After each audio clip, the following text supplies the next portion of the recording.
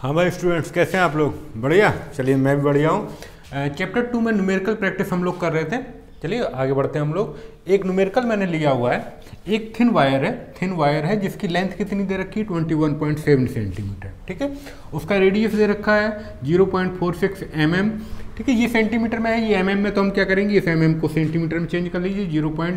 10 से डिवाइड कर दिए, 046 आ जाएगा सेंटीमीटर। ठीक है, अब हमें वॉल्यूम निकालना है इसका और सुटेबल राउंड ऑफ करते हुए।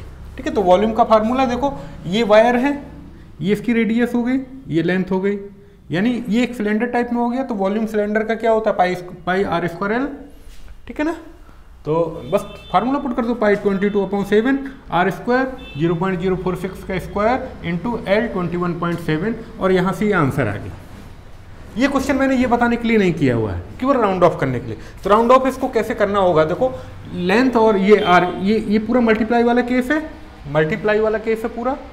और मल्टीप्लाई वाले केस में क्या करते हैं हम लोग, राउंड ऑफ कहाँ तक लेते हैं, जितने minimum number of significant figure होते हैं। ठीक है, तो यहाँ पर मिनिमम नंबर ऑफ सिग्निफिकेंट, देखो ये तो कांस्टेंट हो गया इनफाइनाइट, इसके लिए 2, 3 है ना, तो यहाँ पर कितना हो जाएगा 2 तक, तो 0.14 सेंटीमीटर क्यूब, ये आंसर हो जाएगा इसका। यहाँ पर कंफ्यूज मत होइएगा, कम से कम सिग्निफिकेंट फिगर देखो, यहाँ पर आर में रेडियस में दे रखे हैं ना, यहाँ पर भी दिख रहा है, ये मल्टीप्लाई वाला केस है 1, 2, तो ये इसका आंसर हो जाएगा। चलिए आगे करें।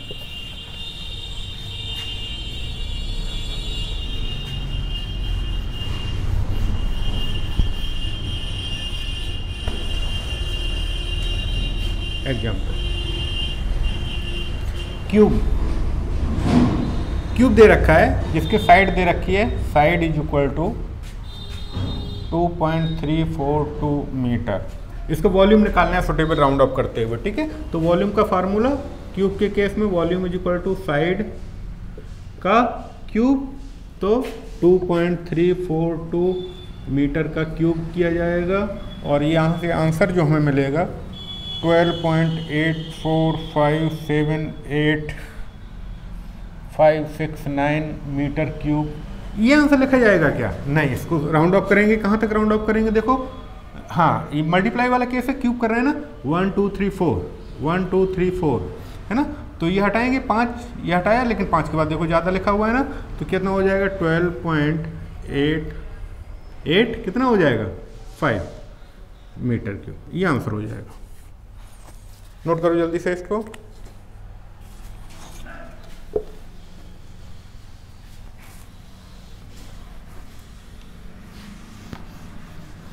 आसान से न्यूमेरिकल है, कोई ऐसा वो नहीं है।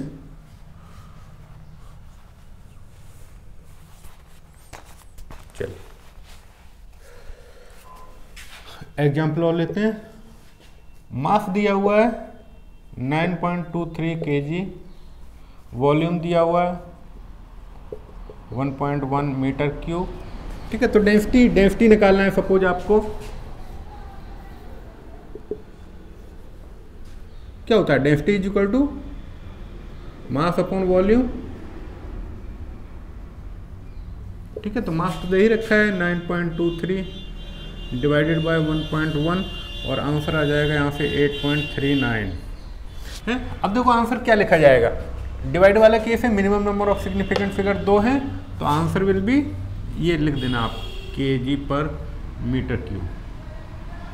ठीक है, हाँ, तो 8 इसका कितना आंसर हो जाएगा 4 kg अपॉन मीटर। यूनिट का ध्यान रखिएगा भाई, यूनिट्स का ध्यान रखिएगा। ठीक है, हो गया। चलिए आगे बढ़े, आसान से है।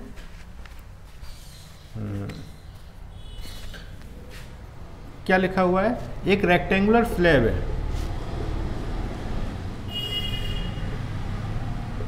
एक रेक्टेंगुलर स्लैब है जिसका लेंथ दे रखा है L इज इक्वल टू, लिखा हुआ है 4.234 metre, width 1.005 metre, height 2.01 metre. ठीक है, वॉल्यूम निकालना, तो वॉल्यूम रेक्टेंगुलर है, वॉल्यूम क्या हो जाएगा इसका, क्या हो जाएगा, length multiply width into height, ठीक है, तो तीनों को मल्टीप्लाई कर देना। मैं सीधा डायरेक्ट आंसर लिख रहा हूँ। इसका डायरेक्ट आंसर आता है 8.55289117। ठीक है, मैं डायरेक्ट लिख दिया हूँ। आप कैलकुलेटर से मैंने करके लिखा हुआ है, आपको डायरेक्ट आपको करना पड़ेगा, है ना, आप डायरेक्ट नहीं लिख पाएंगे। हाँ, जो बताने के लिए किया है वो मुझे देखना है। मल्टीप्लाई वाला केस है, minimum number of significant figure 1 2 3 1 2 3 4 1 2 3 4 3 तक, तो 8.55। ठीक है, ये मीटर क्यूब है तो मीटर क्यूब लिख देना। चलो आगे बढ़ो, हो गया।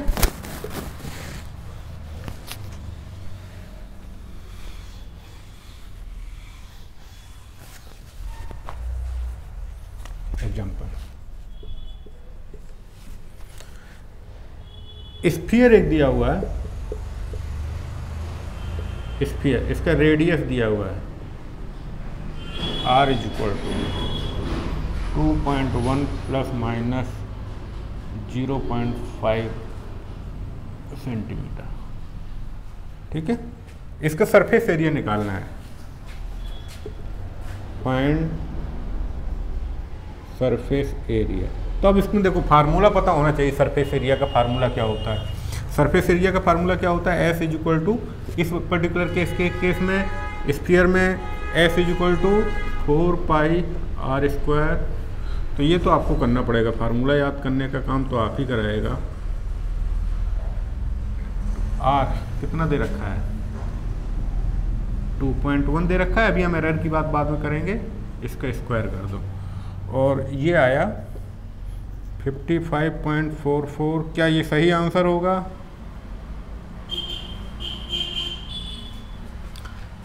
दो सिग्निफिकेंट फिगर।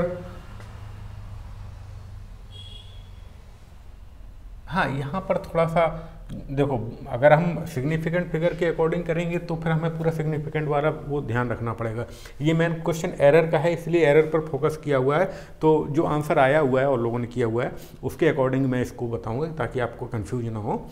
ठीक है, तो उन्होंने डायरेक्टली लिखा हुआ है 54.4 सेंटीमीटर स्क्वायर। तो ये तो इसका हो गया सरफेस एरिया।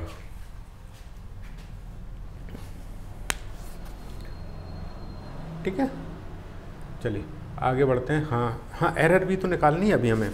एरर कैसे निकाली जाएगी बताओ? एरर कैसे निकालते हैं? ΔS upon S = ΔS upon S = कितना हो जाएगा? देखो कितना हो जाएगा, ये पावर है ना, 2 पावर है। तो 2 पावर के केस में हम लोग क्या लिखते हैं, 2 multiply ΔR upon R। S हम लोगों ने निकाल लिया है। ठीक है, परसेंटेज में नहीं निकालना हूँ, वैसे ही निकालना है तो वैसे मैं भी निकाल देता हूँ, कुछ करना थोड़ी ना है। ये S को इधर ले जाते हैं, ΔS = 2 ΔR upon R into S। Value put कर देता हूँ 2। हाँ, प्लस माइनस चलेगा भाई, प्लस माइनस। ठीक है, उसमें कंफ्यूज होने की जरूरत नहीं है, वो प्लस माइनस करके लिखा जाता है। ये लिखा है ना जैसे प्लस माइनस करके, तो मैं ये निकाल रहा हूँ, प्लस माइनस आप लिखना चाहें लिख दीजिए, नहीं तो वहाँ पर तो लिखना ही हमें जब आंसर लिखेंगे। ठीक है, तो 2 मल्टीप्लाई ΔR ये दे रखा है 0.5 डिवाइडेड बाय R दे रखा था 2.1। ठीक है, इंटू S अभी हम लोगों ने कैलकुलेट किया, ये 55.4 लिखा हुआ है। तो answer will be exact answer. अभी राउंड ऑफ नहीं किया है, वहाँ पर राउंड ऑफ किया था 1 डिजिट का। हाँ, आंसर क्या हो जाएगा इसका, कहाँ गया? हाँ, 26.4 सेंटीमीटर स्क्वायर।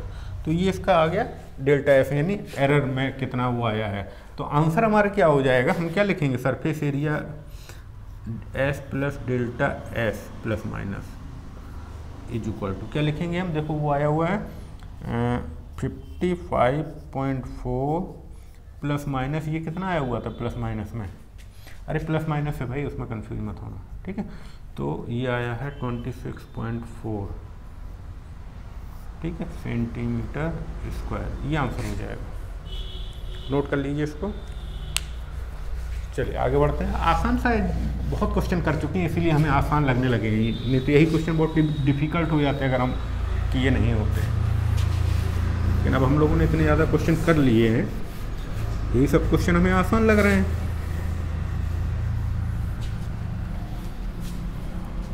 चलो हाँ, example T1 is equal to लिखा हुआ है 20 प्लस माइनस 0.5 डिग्री सेंटीग्रेड, ठीक है। T2 इज इक्वल टू लिखा हुआ है 50 प्लस माइनस 0.5 डिग्री सेंटीग्रेड, ठीक है। हमें क्या करना है, find addition and subtraction in temperature with error, ठीक है।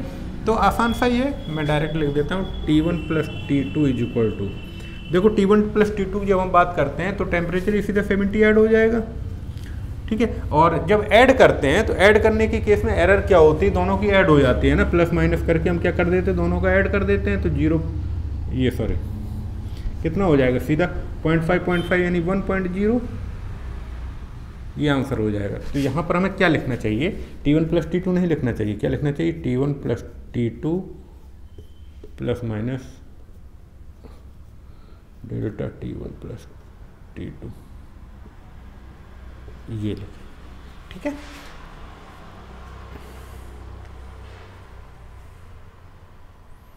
इसका मतलब ये है कि ऐड किया गया, इसका ऐसा कुछ मतलब नहीं है, ठीक है, ये ध्यान रखना। इसका मतलब ये है कि टेम्परेचर में कितना एरर आया वो है,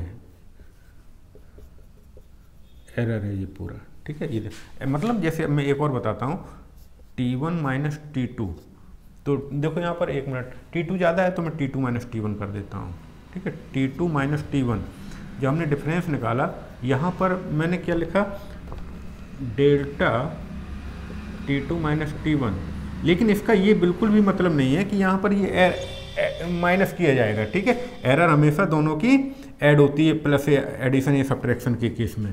तो यहाँ पर कितना हो जाएगा, 20 तो इनका डिफरेंस हो गया, सॉरी डिफरेंस कितना हुआ 30 तो डिफरेंस हो गया, और प्लस माइनस यहाँ पर अगेन वही आ जाएगा 1.0 डिग्री सेंटीग्रेड, ये आंसर हो जाएगा, ठीक है। तो बिल्कुल भी कंफ्यूज मत होना। अगेन यहाँ पर ये क्या लिखा हुआ है, एरर। चलो हो गया, आगे बढ़े, और क्वेश्चन करना है, और कर लो, चलो और करा देता हूँ, एक साथ मिटा दूंगा एग्जाम्पल। दे रखा है resistance is equal to voltage upon current, ये दे रखा है, ठीक है। और फिर उसने लिख रखा है V इज इक्वल टू, कितना लिख रखा है, 100 प्लस माइनस 100 कितना दे रखा है,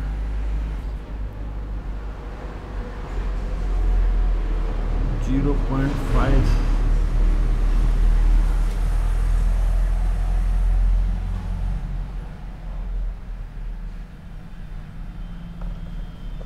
दे रखा है, ये, और करंट भी दे रखा है उसने, करंट दे रखा है 10 प्लस माइनस 0.2, ये वोल्टेज में होगा, ये एम्पियर में हो जाएगा, ठीक है। तो रेजिस्टेंस में हमें निकालना है, देखो रेजिस्टेंस इज इक्वल टू क्या होता है, V अपॉन आई दे ही रखा है, तो रेजिस्टेंस पहले निकाल लो, आ कितना रहा है, V अपॉन आई का मतलब कितना हो जाएगा, ये हो जाएगा 100 अपॉन 10, यानी 10 आ गया। अब हमें निकालना है क्या, डेल्टा R अपॉन R, तो ये मैंने बताया हुआ था, बहुत डिटेल में बताया हुआ था, दोनों का ऐड हो जाता है, डिवीजन वाला केस है, कितना हो जाएगा, इसमें हम लिखेंगे delta V upon V plus delta I upon I, तो ठीक है, अभी हम डेल्टा R अपॉन R ही लिख देते हैं, कितना हो जाएगा, डेल्टा V देखो ये लिखा है 5 अपॉन 100 प्लस ये कितना लिखा हुआ है 0.2 डिवाइडेड बाय 10, ठीक है। तो ये आ जाएगा, कितना आ जाएगा, ये 0.05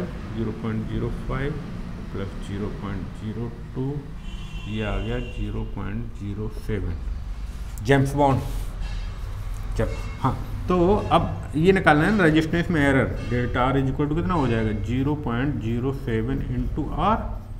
आर कितना दे रखा है, कहाँ गया, ये 10 आया था है ना, यानी 0.07 इंटू 10 यानी 0.7, बस हो गया।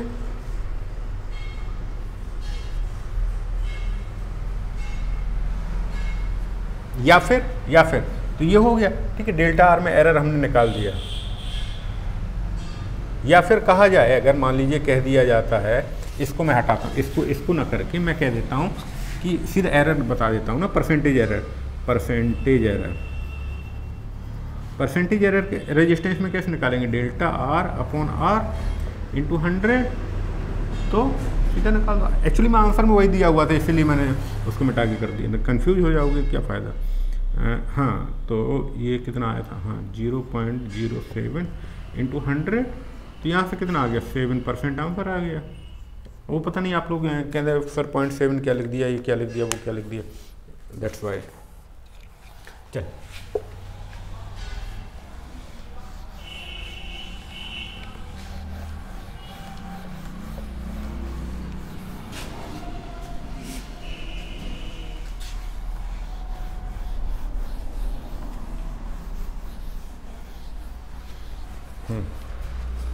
और बताऊं, example, find percentage error in specific resistance given by, specific resistance दे रखा है उसने, आपको क्या मतलब, आप ऐसे ही लिख देंगे बस पाई आर स्क्वायर एल। तो इसमें क्या है, उसने दे रखा है कुछ आर, भाई मैं डायरेक्ट लिख रहा हूँ, पूरा डिटेल में नहीं लिख रहा हूँ, ठीक है, सेंटीमीटर, ये रेडियस होगा, आर रेजिस्टेंस है, कितना दे रखा है 60 ± 2 ओम, एल भी दे रखा है,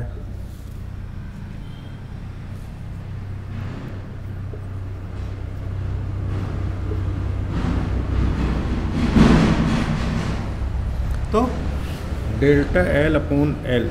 देखो परसेंटेज हम इसलिए नहीं निकाल लें कि यहाँ पर जो वैल्यू देखो परसेंटेज कहीं भी नहीं लिख रखा है, परसेंटेज यहाँ पर कहीं पर भी नहीं लिख रखा है, यहाँ पर भी नहीं लिख रखा है, यहाँ पे है ना, तो परसेंटेज तो हम इसलिए डेल्टा एल अपॉन एल हमने डायरेक्ट लिखा हुआ है। अगर परसेंटेज दे रखा होगा तो हम यहीं पर 100 से मल्टीप्लाई कर देते। चलो कितना हो जाएगा, देखो पाई तो कांस्टेंट है, आर की पावर 2 है, यानी 2 पावर लग जाएगा, यानी 2 से multiply delta R upon R plus, sorry ये स्मॉल आर था भाई, देखो यहाँ पर कंफ्यूज मत हो जाना यार, यही गलती हो जाती है।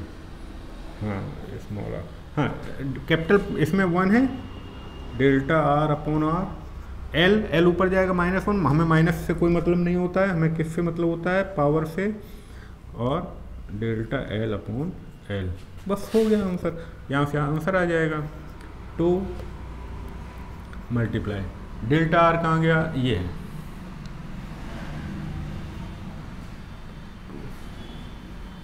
0.02 है, और ये दे रखा है 0.2 प्लस 1 इंटू डेल्टा आर, ये लिखा हुआ है 2/60 प्लस ये है 0.1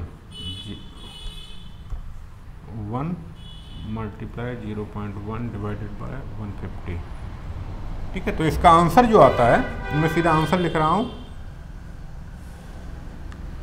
आंसर इसका आता है 0.234, ठीक है, लेंथ में। और अगर हम यहाँ से परसेंटेज निकालना चाहेंगे तो, अगर परसेंटेज, हाँ परसेंटेज एरर पूछा हुआ है ना, तो 100 से मल्टीप्लाई करना पड़ेगा भाई, delta L upon L into 100, ठीक है। यहाँ पर मैंने इसलिए नहीं लिखा था क्योंकि उसने परसेंटेज कहीं दे नहीं रखा था, इसलिए मैंने वो नहीं किया हुआ है। यहाँ पर बट हम कर देंगे। अब हम परसेंट 100 से मल्टीप्लाई कर सकते हैं, या वहाँ पर भी बाहर सीधा 100 से मल्टीप्लाई कर सकते थे, अंदर इंडिविजुअल मत करिएगा जो मैंने और क्वेश्चन में कराया हुआ है, ठीक है। तो अब क्या हो जाएगा 0.234 इंटू 100, तो यहाँ से आंसर क्या आ जाएगा 23.4%, ये आंसर हो जाएगा। हो गया आंसर, हो गया। सही है ना, आसान है, समझ में आ गया होगा। तो पावर वाला किस सबसे ज़्यादा इम्पोर्टेंट है?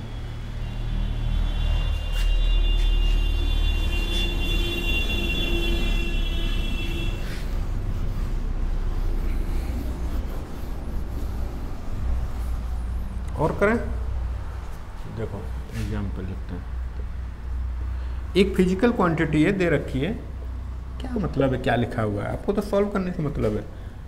Alpha Q beta square upon eta under root gamma, ठीक है। और उसने लिख रखा है percentage error in alpha 1%, beta 3%, eta में दे रखा है 2%, और गामा में दे रखा है 4%। तो परसेंटेज एरर इसमें निकालना है हमें। फाइंड परसेंटेज एरर इन, ठीक है। तो आसान सा है, क्या हो जाएगा, देखो इधर डेल्टा ये रो अपॉन रो इंटू 100, सीधा परसेंटेज में ही दे रखा है, तो करने का तो कोई प्रॉब्लम है नहीं। 3 पावर है 3 delta alpha upon alpha into 100, ठीक है। ये परसेंट ये दे रखा है, प्लस बीटा में पावर 2 है, 2 delta beta upon beta into 100, ठीक है, प्लस ना गामा ऊपर जाएगा -1, हमें -1 से मतलब नहीं है, हमें केवल पावर 1 से मतलब है, into delta eta upon eta into 100, plus ये देखो 1/2 हो जाएगा, ऊपर जाएगा -1/2, हमें -1/2 नहीं लेना है, -1/2 into delta gamma upon gamma, sorry into 100 भी तो करना है, परसेंटेज है ना, 100 हो जाए। 3 इंटू, देखो इधर ये सीधा 1, अल्फा में 1 है, प्लस 2 इंटू बीटा में कितना है, बीटा में 3 है, प्लस 1 इंटू गामा में कितना है, 2, सॉरी ईटा में है 2, प्लस 1/2 गामा में है 4। तो अब तो सॉल्व हो गया, 3 6 6 3 13% आंसर इसका आ गया, आंसर आ गया 13%। आसान सा क्वेश्चन है। हाँ, अब एक इम्पॉर्टेंट क्वेश्चन आ गया है भाई, ध्यान रखिएगा, ये इम्पॉर्टेंट क्वेश्चन है, और मैंने पहले भी बताया था पेंडुलम वाले क्वेश्चन इम्पोर्टेंट रहते हैं, जितने क्वेश्चन मिलते हैं उतने कर लीजिए सारे। अरे एक ही तरह के हैं, कर लीजिएगा, हैं तो एक ही तरह के, कुछ फार्मूला एक ही है तो एक ही तरह के होंगे सारे। एग्जाम्पल टी दे रखा है 2 pi under root L upon G, ठीक है। L, अब तो क्वेश्चन नहीं लिख रहा हूँ भाई, डेल्टा L भी दे रखा है,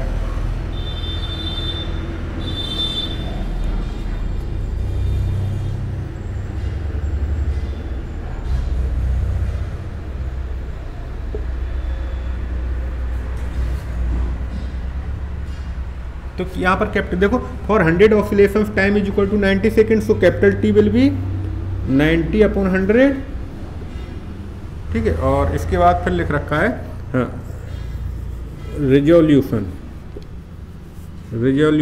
ऑफ लिख रखा है 1 सेकेंड। तो यहाँ से हम रिजोल्यूशन से ये डेल्टा टी निकाल लेंगे, क्या होता है resolution upon number of oscillations, यानी 1 अपॉन 100, ये डेल्टा टी आ जाएगा, 100 ऑसिलेशंस है ना, तो ये डेल्टा टी भी आ गया, कैपिटल टी भी आ गया। अब तो कुछ रह नहीं गया है, डेल्टा जी में आपको एरर निकालनी है।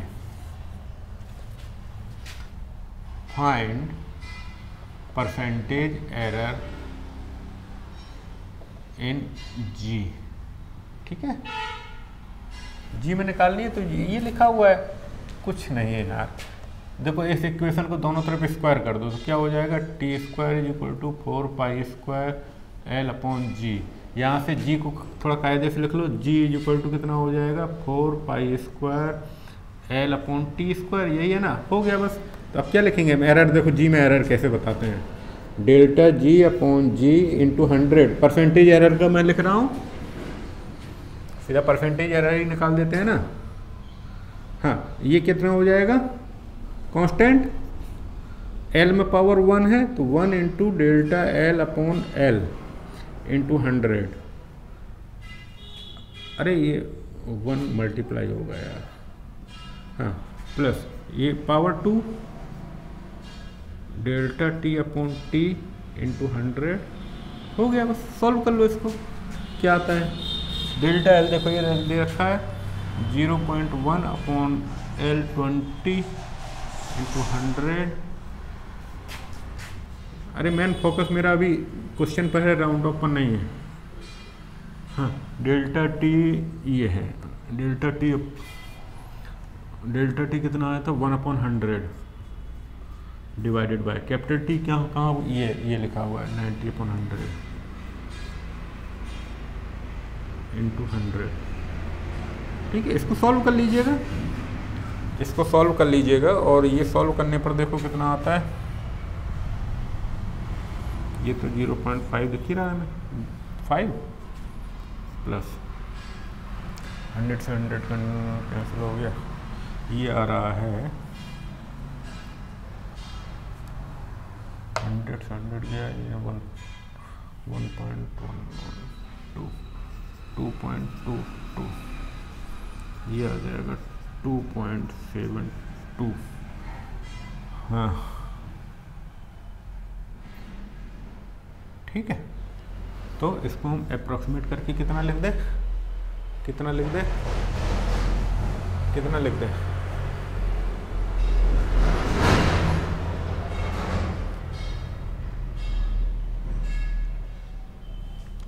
2.7%। देख लेना आप लोग कितना मिनिमम डिजिट लिखा हुआ है, ठीक है। और भी अप्रॉक्सीमेट करना है तो इसको सीधा 3% लिख देंगे, ठीक है। 1 significant up to 1 significant figure, ठीक है ना। तो अगर आंसर में मान लीजिए 3% लिखा हुआ है, अगर सिग्निफिकेंट फिगर वाला क्वेश्चन है वो ऐड करना चाहेगा तब तो ये लिख के देगा, ठीक है, कि सिग्निफिकेंट फिगर तक आप ये बताइए कि कितना है, और नहीं तो आपका यहाँ पर भी सही है अगर नॉर्मल क्वेश्चन है, एरर वाला क्वेश्चन है, ठीक है। यहाँ पर भी आप जितना अप्रोक्सीमेट या राउंड अप करना चाहेंगे वो मैंने बता दिया है। 1 तक मैंने कर दिया क्योंकि मुझे 1 दिख रहा था इसलिए मैंने 1 तक कर दिया है, ये तो 20.0 लिखा हुआ था, ठीक है। बहरहाल चलिए, ठीक है। तो आज हमने बहुत सारे न्यूमेरिकल पढ़े हुए हैं, देखते हैं आगे अभी और अगर मिलते हैं तो और क्वेश्चन करते रहेंगे, नहीं तो हम लोग नेक्स्ट चैप्टर की तरफ मूव करेंगे। Okay, thank you.